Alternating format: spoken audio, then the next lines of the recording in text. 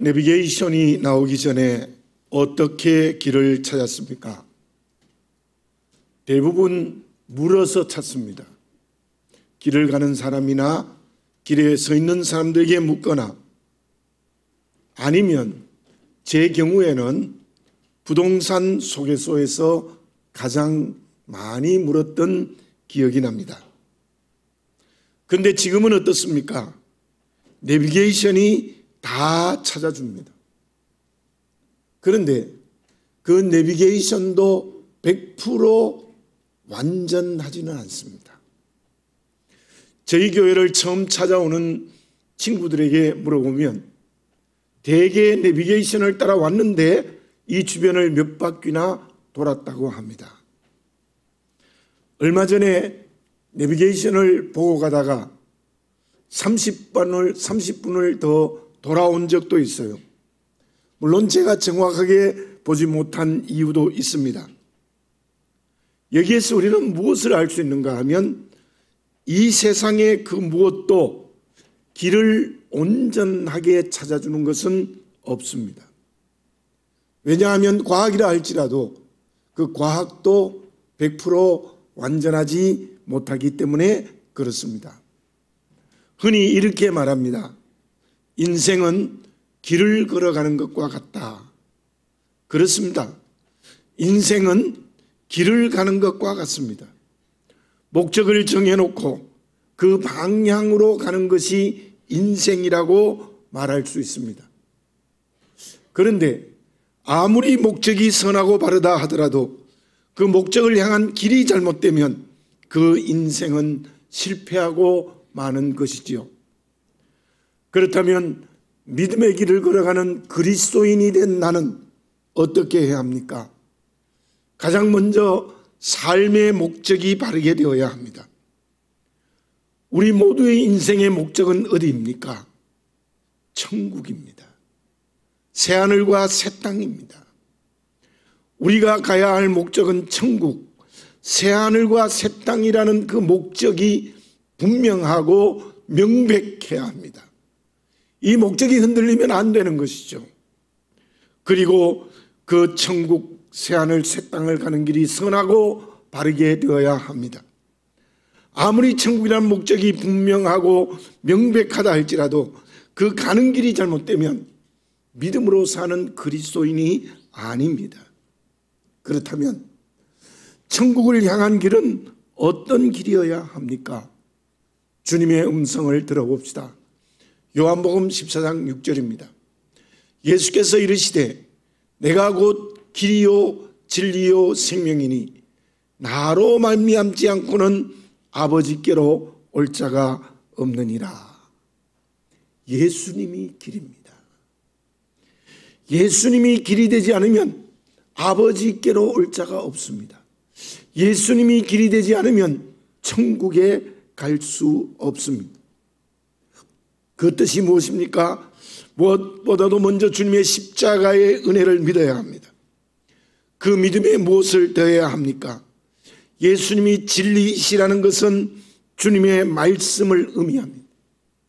말씀에 순종해야 됩니다. 말씀에 순종하는 그 길이 생명의 길이 되는 것입니다. 우리의 인생길은 오직 예수님이셔야 합니다. 그것은 오직 주님의 말씀에 순종하는 길입니다. 두 가지 오류를 범하지 않아야 합니다. 예수님이 아닌 다른 것, 내 자신이나 사람이나 물질이나 지위가 길이 되면 안 됩니다. 또 하나는 말씀에 불순종하면 그 길은 잘못된 길이 되고 마는 것입니다. 오네시모는 빌레몬의 종이었습니다. 주인이 믿는 예수님을 믿지 않았습니다. 거기에다가 주인의 돈을 훔쳐서 로마로 도망왔죠. 인생의 길이 잘못되었습니다. 목적도 방향도 가는 길도 다 잘못되어졌습니다. 그런데 로마에 와서 바울을 만나서 예수님을 영접하고 믿게 되어졌습니다. 그래서 오네시모는 인생의 목적과 길을 찾았습니다. 결과가 어떻게 되어졌습니까? 주인인 빌레몬은 바울의 말을 듣고 평민으로 받아주었고, 그 후에 오네시모는 아마 공부를 열심히 했겠지요. 초대교회의 감독, 즉 지도자가 되어졌습니다. 참으로 인생의 길을 제대로 찾은 사람이라고 말할 수 있습니다. 다시 한번 물어봅니다. 나는 어떻습니까? 내 인생의 목적이 분명히 천국입니까? 혹시 다른 것이 목적이라면 이 시간 그 목적이 성령으로 거듭나시기를 바라겠습니다. 그리고 천국이 목적이 되었다면 예수님이 길이 되시기를 바라겠습니다. 천국이 목적인데 다른 세상의 가치가 길이 되고 있지 않습니까? 물질과 지위의 욕심에 매여 있지 않습니까? 심지어 세속화되어 쾌락과 재면을 추구하고 있지 않습니까? 지금 이 시간 성령으로 거듭나시기 바랍니다.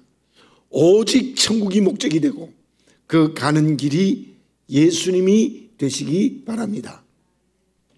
그러면 천국이 목적이 되고 그 가는 길이 주님이시라면 그 구체적인 길이 어떤 길이 되어야 합니까?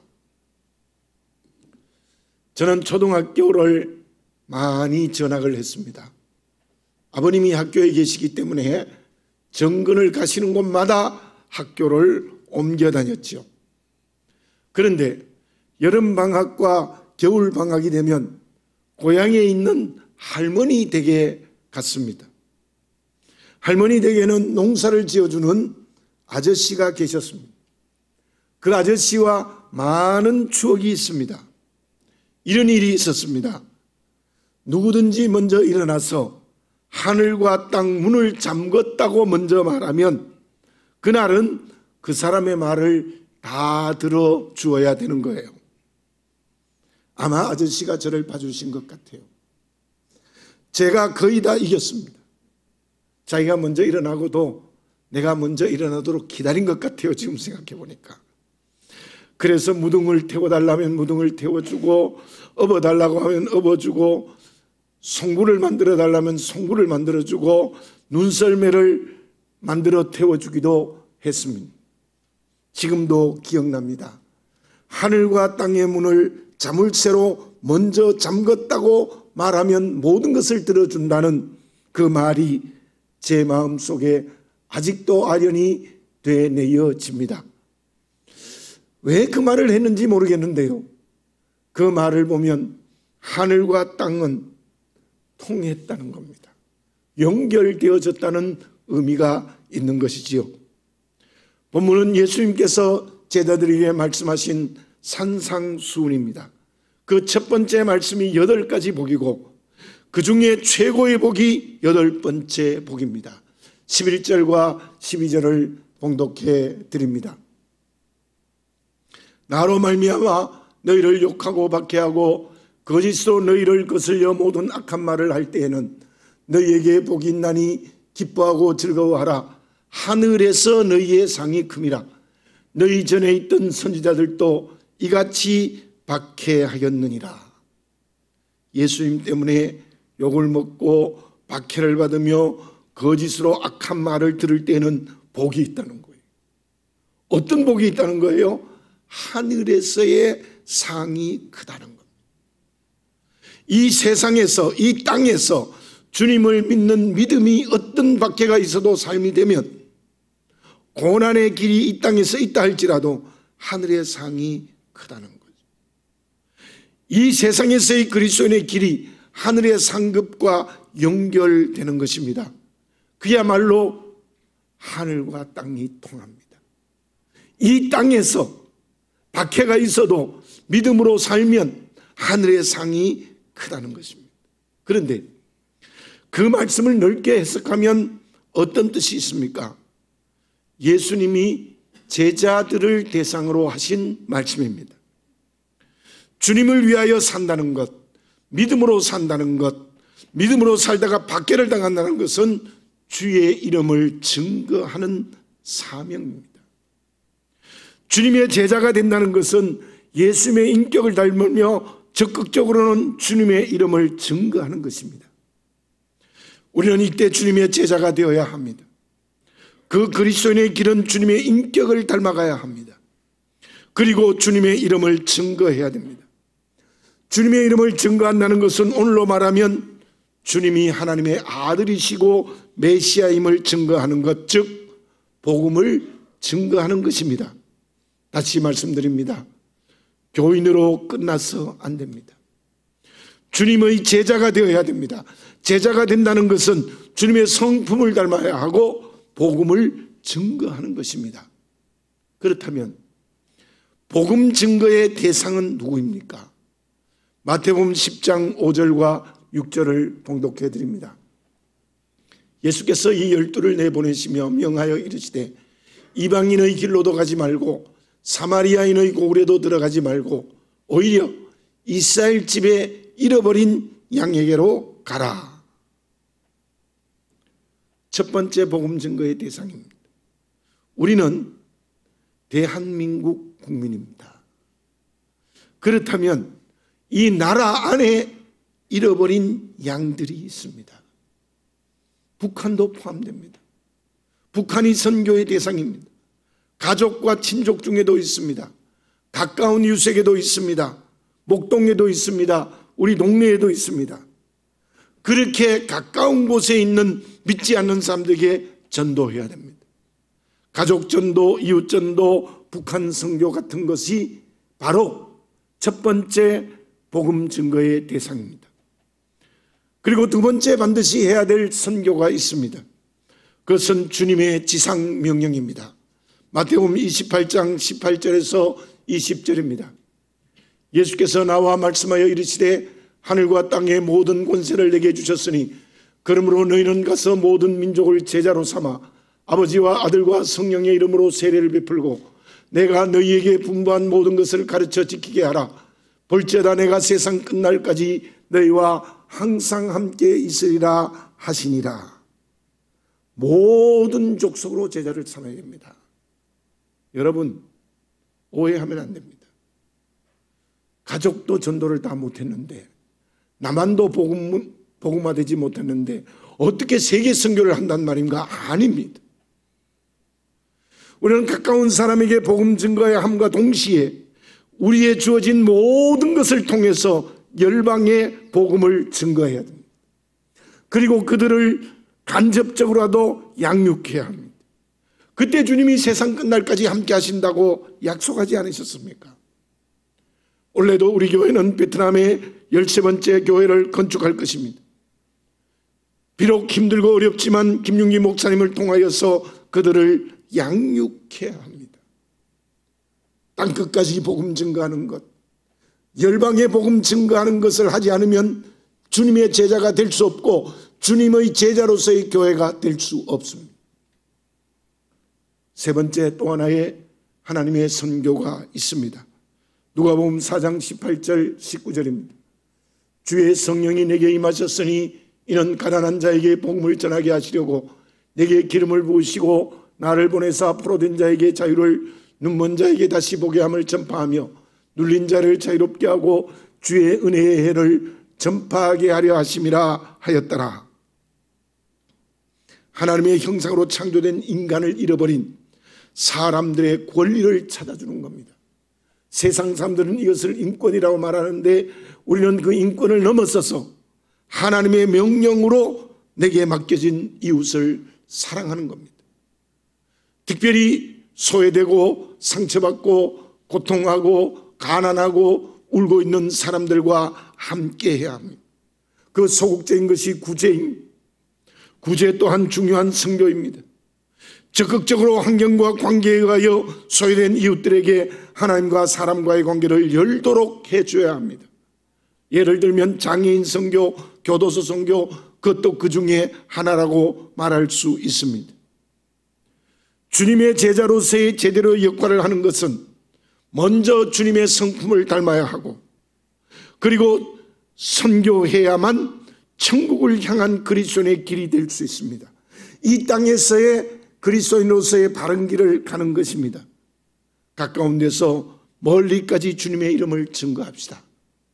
잃어버린 하나님의 형상을 찾아주는 사람이 됩시다.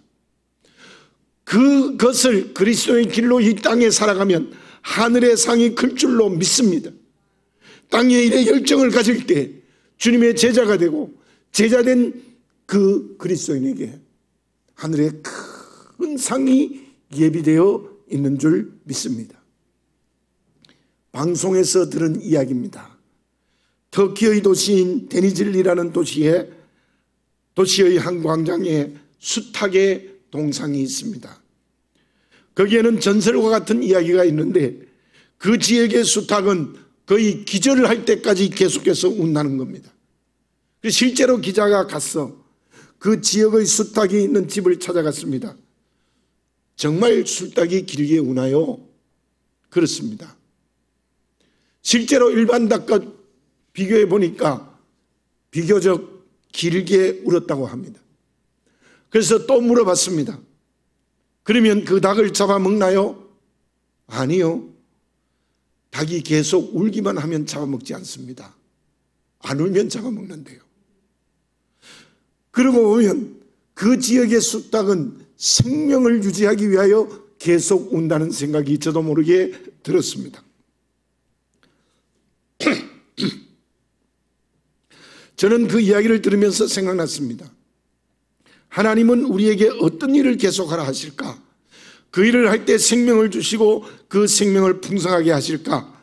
그것은 이 세상에서 끊임없이 매순 나에게 있는 전부를 통해서 주님의 이름을 증거하는 것입니다.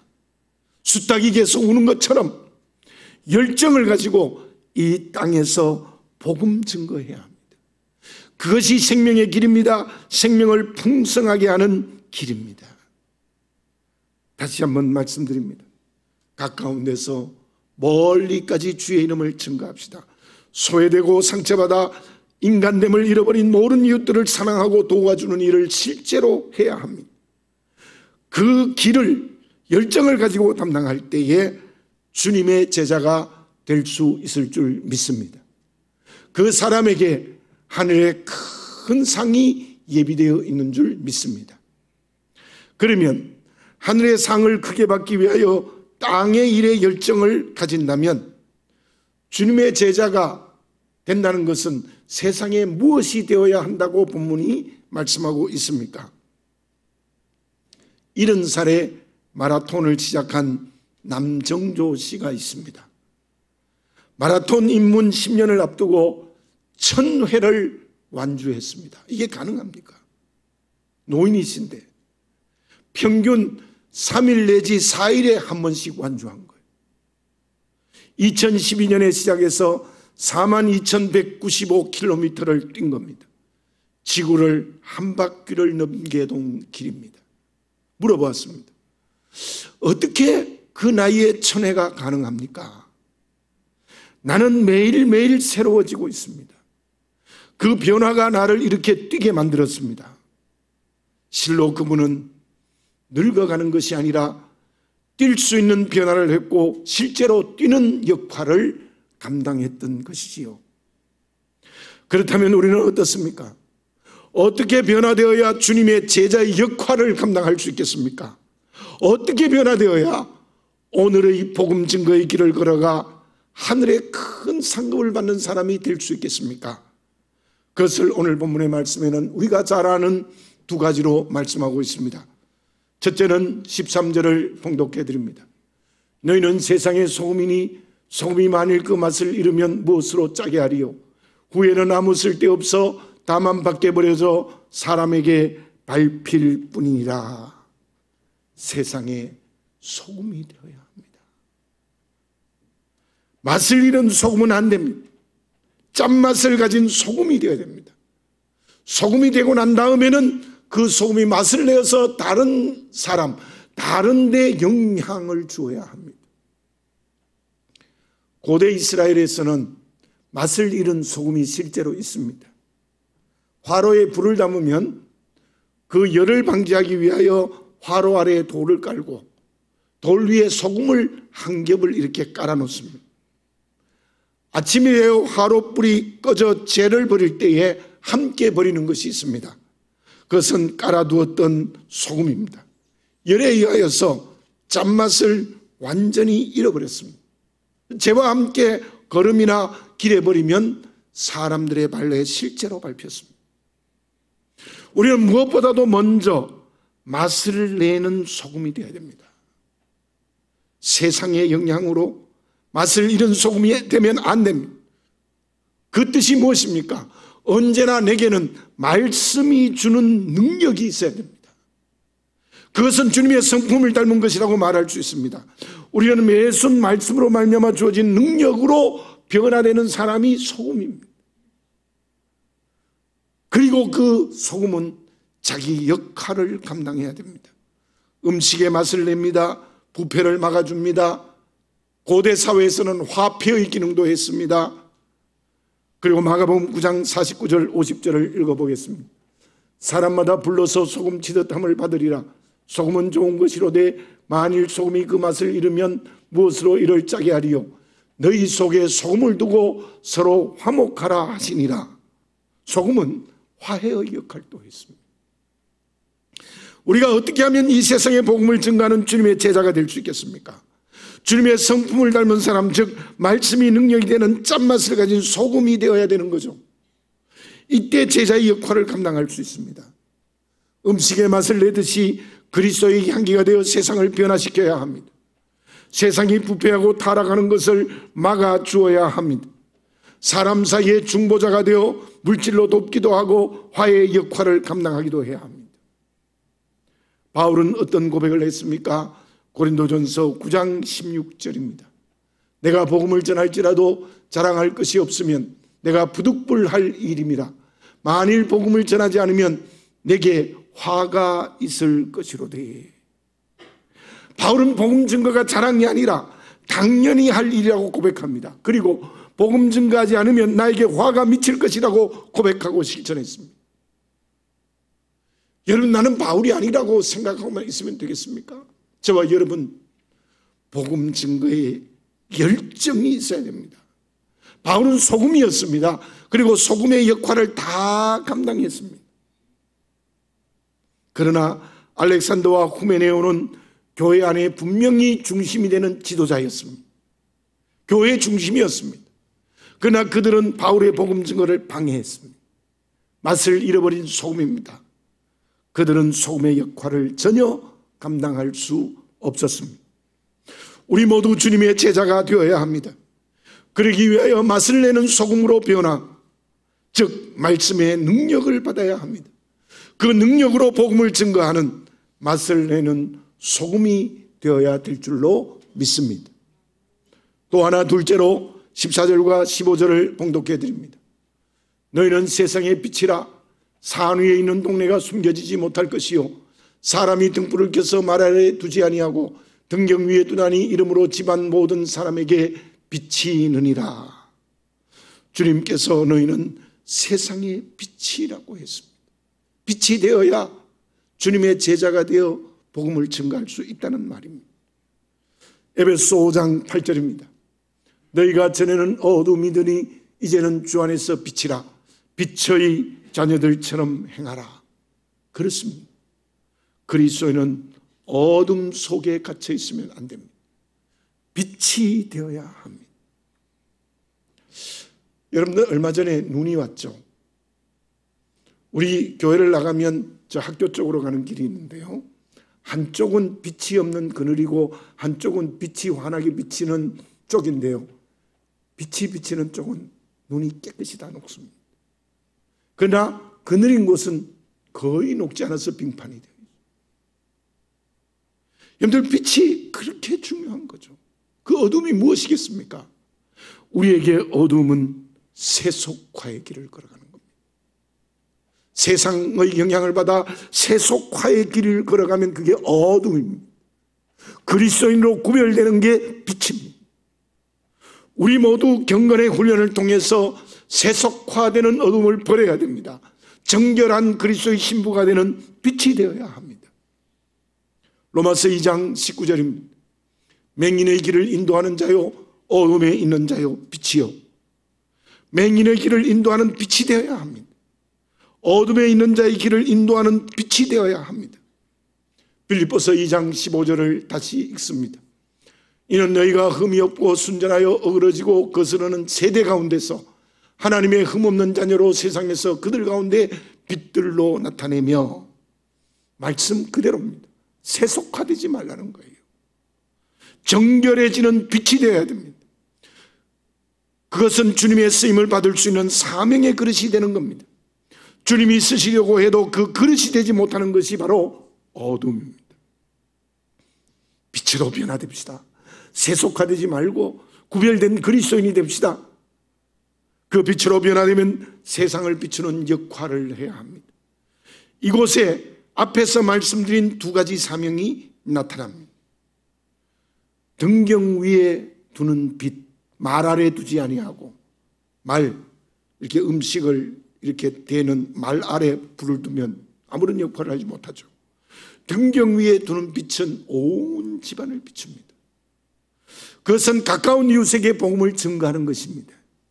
고대 근동 지방에는 전쟁을 위하여 산 위에 요새를 만들고 산 아래로 환하게 불빛을 비추었습니다. 그러므로 산에 있거나 산 아래에 있는 온 동네가 오늘 본문의 말씀처럼 숨겨질 수 없습니다. 그것은 오늘로 말하면 앞에서 말씀드린 대로 세계의 선교를 말하고 있습니다. 땅끝까지 복음을 증가하는 것입니다. 우리 모두 성령으로 빛으로 변화되어야 합니다. 어둠에 갇혀 있으면 안 됩니다. 세속화되지 않고 주님의 신부로 정결한 빛이 되어야 합니다. 그 사람이 주님의 사명을 감당하는 제자가 될 수 있습니다. 그때 그 제자를 통해서 가까운 데서 멀리까지 복음이 증거될 것입니다. 그 사람에게 하늘의 상이 크게 될 줄 믿습니다. 그러면 결과는 어떻습니까? 계속해서 말씀드렸습니다만 분명히 구원의 역사가 일어납니다. 교회가 세워집니다. 세상이 하나님의 나라로 변화될 것입니다. 또 하나 16절을 봉독해 드립니다. 이같이 너희 빛이 사람 앞에 비치게 하여 그들로 너희 착한 행실을 보고 하늘에 계신 너희 아버지께 영광을 돌리게 하라. 너희들이 이 세상의 소음과 빛이 되는 착한 행실을 보고 하늘에 계신 너희 아버지께 영광을 돌리게 하라. 우리가 소음과 빛이 되어 가까운 데서 멀리까지 복음을 증거하고 하나님의 형상을 잃어버린 사람들에게 복음을 증거하는 그런 역할을 잘 감당하면 하나님의 영광 받습니다. 여러분들 그리스도인의 최고의 축복은 무엇입니까? 하나님 영광 받는 겁니다. 하나님께 영광이 되는 겁니다. 놀랍게도 우리가 이 땅에서 그리스도의 길을 제대로 걸어가면 하늘의 하나님이 크게 영광을 받는 정말 살아있는 축복의 길을 그리스도인이 매순 걸어갈 수 있을 줄로 믿습니다. 지금 나는 그리스도인의 길을 걸어가고 있습니까? 아니면 다른 길로 가고 있지는 않습니까? 기도드리겠습니다.